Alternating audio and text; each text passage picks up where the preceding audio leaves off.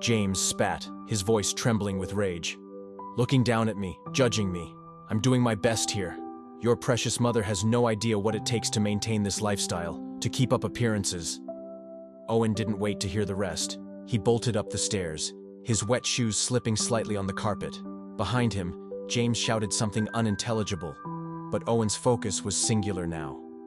Emma. When he reached the nursery, the sight that greeted him broke his heart. Emma lay in her crib, red-faced and soaked through, tears streaming down her chubby cheeks. The room was freezing, and Owen could see his breath in the air. "I'm here, Em," he whispered, rushing to her side. "Big brother's here." He'd helped his mom enough times to know what to do. Grabbing supplies from the changing table, he worked quickly, soothing Emma with soft murmurs. Her crying softened slightly at his presence, her tiny hands reaching for him. Heavy footsteps thundered up the stairs. James was close now, his voice harder, angrier. "Get down here right now, Owen." Owen froze, panic clawing at his throat. Then his eyes landed on the baby monitor sitting unplugged on the dresser. Next to it was his mom's spare iPad, the one she used to check on Emma during work breaks. A plan formed in his mind, a desperate, childlike logic born of necessity. With Emma cradled awkwardly against his chest, he grabbed both devices and hurried to the rocking chair in the corner. His hands shook as he plugged in the baby monitor and turned it on. Pressing the power button on the iPad, he prayed it still had charge. The screen lit up, 82% battery. His mom's baby monitor app was already installed. The doorknob rattled violently, followed by the thud of James throwing his weight against the wood. Owen positioned the baby monitor toward the door and pressed record on the app. Each impact shook the frame, but Owen had already sprung into action. Years of watching superhero movies had taught him about barricades, and now he put that knowledge to use. Gently, he placed Emma back in her crib, tucking her in tightly. She hiccuped softly, her cries finally subsiding. Kneeling beside her, Owen whispered, "It's okay, Em. I won't let anything happen to you. I promise." As the door continued to shudder under James's assault, Owen held his ground, clutching the iPad like a lifeline. Whatever happened next, he knew one thing for certain. He wouldn't back down. Not this time. Favorite yellow blanket around her before dragging the white wooden rocking chair toward the door. "You've got 5 seconds to open this door." Owen James's voice was almost unrecognizable now, a guttural sound that made Emma whimper 5 for Owen. Wedged the rocking chair under the doorknob, the way he'd seen in movies, the chair was lightweight, but it was tall enough to brace against the door at an angle. Next, he pushed Emma's heavy dresser inch by inch across the carpet. His arms burned with the effort, but adrenaline gave him strength. 3-2. The door rattled violently. Owen could hear James's labored breathing through the wood, smell the alcohol on his breath, even from inside the dresser, finally touched the rocking chair, adding its weight to the barricade. 1. A tremendous crash shook the entire door. The rocking chair scraped back an inch, but held. Owen scrambled to check the baby monitor feed on the iPad.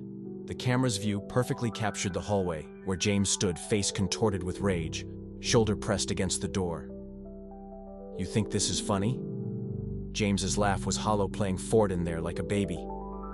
"What about Emma? She needs her bottle." "Owen, she needs changing. You're being selfish." Owen looked at his sister, who had quieted somewhat. Her diaper still needed changing, but she seemed calmer now that he was with her.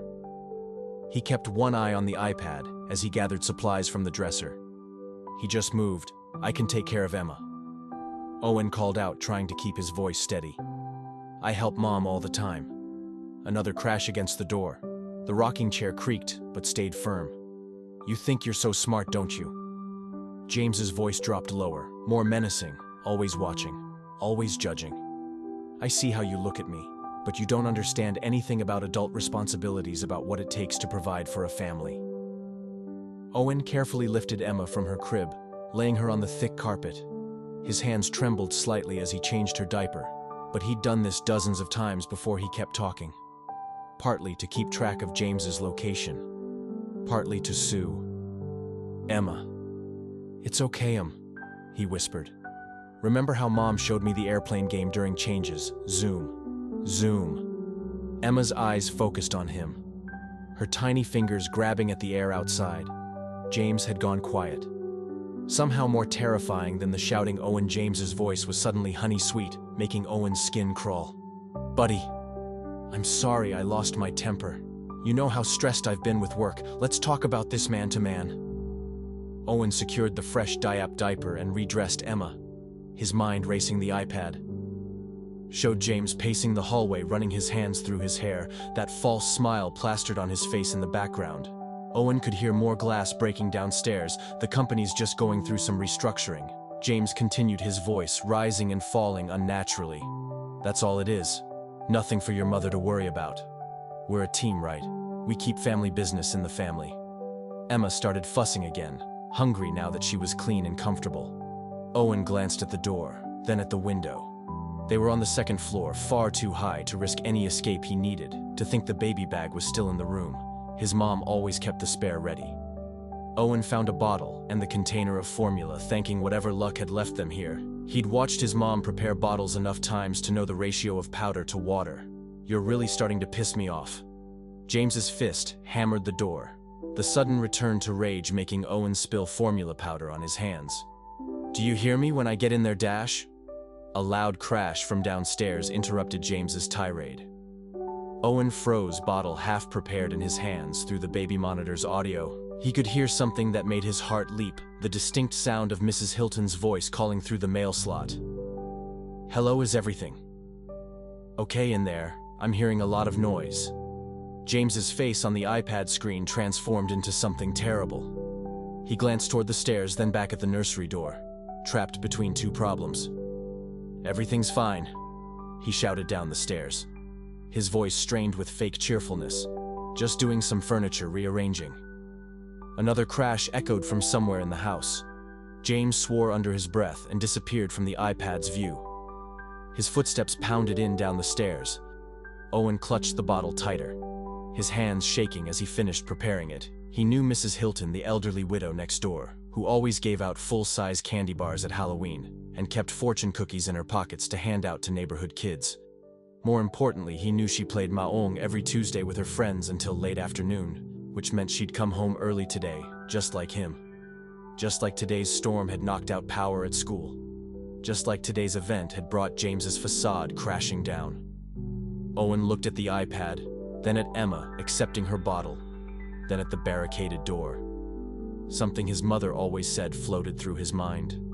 There are no coincidences. Owen, just moments when the universe lines everything up to make something important happen. He hoped with everything in his 7-year-old heart that this was one of those moments. Mrs. Hilton stood at her kitchen window, a forgotten cup of jasmine tea growing cold in her hands. The sounds from next door had been getting progressively worse over the past hour. At first she tried to dismiss them. Young families were often noisy, and the Matthews had always been good neighbors.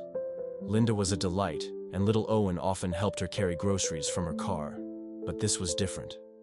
She watched James Crawford's silhouette move past his living room window, gesturing angrily. Something shattered inside the house, the third crash.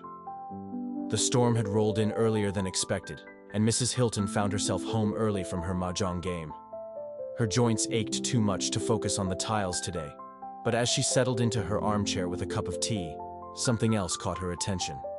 Through the walls came faint echoes, James's voice, sharp and cutting.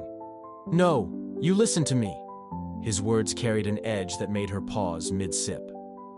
Mrs. Hilton set down her teacup, her hands trembling slightly. In 43 years of living in this house, she'd learned the difference between normal household chaos and something more sinister. Her late husband, a police officer, had always told her, "Trust your instincts, May. If something feels wrong, it probably is." Upstairs in the Matthews house, she could see the nursery window glowing softly against the gray afternoon sky.